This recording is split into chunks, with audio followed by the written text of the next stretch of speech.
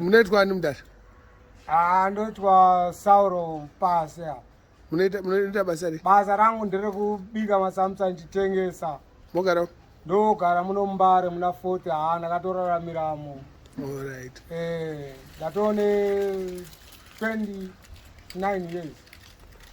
Daidzira tinza. Enenunaka ane minsimiti ane pisa maziguriguri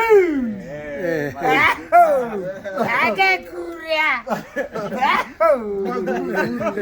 maziguriguri enenunaka. Saka munotengesa mangani pazuva? Pazuva ndotengesa 300. 300. One inoita mari? 50 cents. 50 cents. Saka muri kurarama ka? Muri kurarama muno ndikaona 150 US every day. Zviri nani. Anditi saka apa makunotora futi mamwe? Kutonotora mamwe apo. Munombopinda nemusika nemusika? Mese hapana panisikazikwani indatsiri musika papi ndinotobika ndega. Hamutengese nemukadzi nevana? Vana vatoripo, ana boys vanototengesa, mukadzi aiti hake zvekutengesa. Kuhodha? Ndihoti ndobika ndega. Ndobika ndega zvakudhara. Muri mwana muna 40 here kana kuti makazoroja? Ndiri mwana ndikangoti ndaingoroja ubva kare besa. Saka muchiri kungoroja? Ndatone stand wangu. Kupi kwacho? Kunyatsimo chungu. Nemasamusa yawo? Vana vari kuenda kuchikoro. Mombe ndakane musuwo miri. Ndinotenga apo napo. Gorino ndikatenga 2. Ndombokana pamba dzechingoberekano.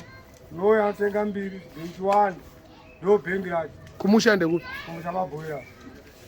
Bhoira iri kupi? Bhoira 07 Manikaland. Haurambi? Pamanikaland. Mune makore mangani? Ini ndane 46 years. Matokura zvekuti kuvana makore acho? Vana muhombo wacho ane 22 years. Saka kana vanhu vachida kuita masamusa epamuchato kana chii vanobata sei? Pamuchato ini ndinogadzira masamusa epamuchato zvekuti muchato unenge uri mberi. Tipe namba ka phone number. Ini ndokupa phone number dzinoti 0780803516. Vachiti vanodani? Vanongoti vanoda masamusa.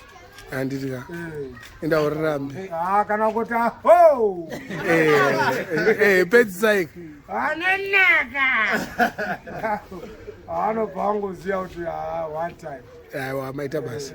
Tinotenda. Iripo? Boze boti. Sharp.